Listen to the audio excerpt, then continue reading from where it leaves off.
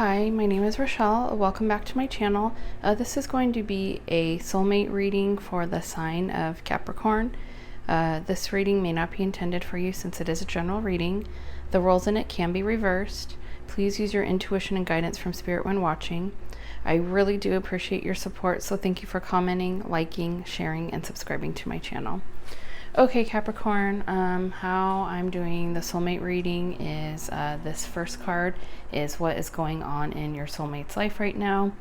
The second card is what do they desire in a relationship.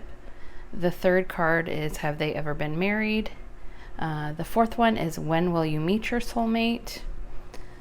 The fifth card is what you need to do before they are ready to enter and become part of your life. The sixth one is this person my soulmate? And this card is for if you already have a person in mind and you want to know if they are. So if you don't know who your soulmate is, then you just ignore that question or that card. And then the seventh card is what type of relationship will you have with them? Okay, Capricorn, so the first card that you have this month is the Nine of Shields. And this is what it looks like when it's upright. So this is, right now, I think they are suffering from financial issues. It can perhaps indicate like a false display of security and stability. So there may be a desire here for them to keep up with appearances, to have like all the finer things in life. Like maybe this could be a nice car or nicer furniture or nicer clothes.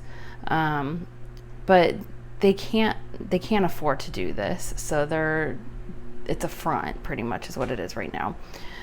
When this card is reversed though, that there is like, I guess a light at the end of the tunnel because they finally realize that they cannot depend on their material wealth to bring them happiness. So they're going to start to change here soon.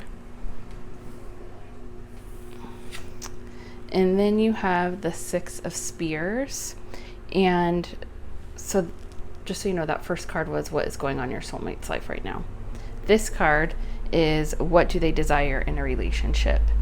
So the Six of Spears, they want victory. So they want a relationship that lasts forever. They're looking for the whole package. Someone who checks off all of their boxes.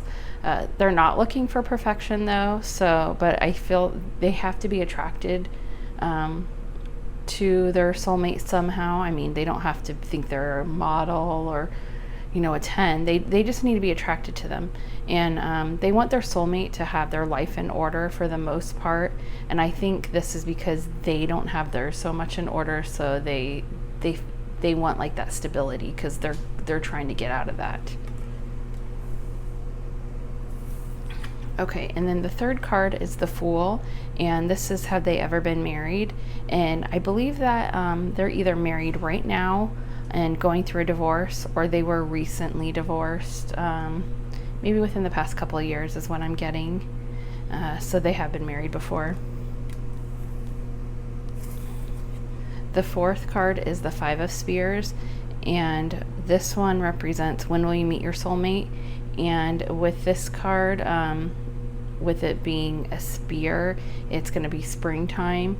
It does kind of look like, with this kind of being night, I'm also getting maybe you'll meet them at night, is how I'm getting, or like it's hard to tell, but all of this is a bunch of people riding on horses or donkeys or something. I don't know, but maybe you'll meet them at like some kind of gathering, like where there's a lot of people, like with a crowd too. Okay, and then you have the Nine of Swords, and this is what you need to do before they are ready to enter and become part of your life. And this is what it looks like upright. So with you guys, I'm thinking maybe if this isn't happening, it could have just happened, or maybe it will be happening. But I see that you could be terrorized by nightmares or anxiety or stress or all of that. It could be due to some trauma from your past is coming back.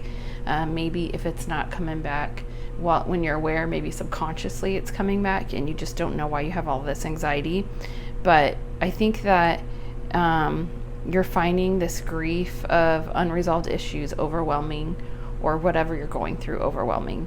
So with this card in reverse, there is hope. Just like their card in reverse, there's hope. I do see that you do have the desire to leave this nightmare, but you must understand that the suffering that you're going through is not going to go away unless you yourself put in that effort to leave it. So whether that's just deciding not to dwell in the past, or going to seek somebody to talk it through and seek help on it.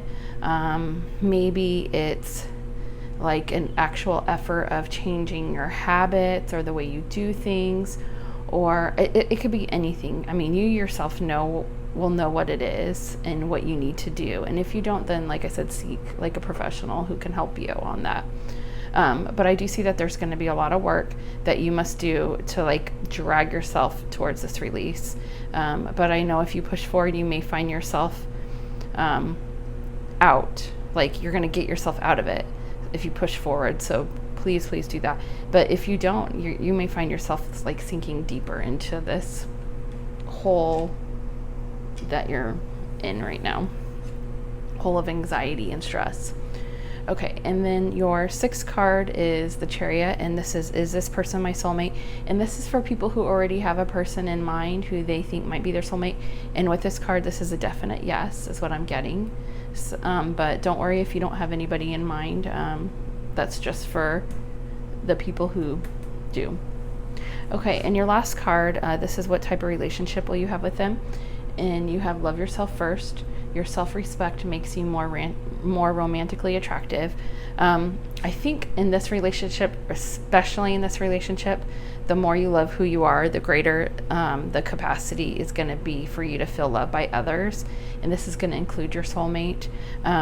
So this means trusting yourself to take good care of yourself. So this can be done by setting boundaries, becoming more assertive and letting them know what you want and what you don't like. Maybe it's spending more time alone or with friends, so you're not around them, 24/7. We all need just like that little bit of time.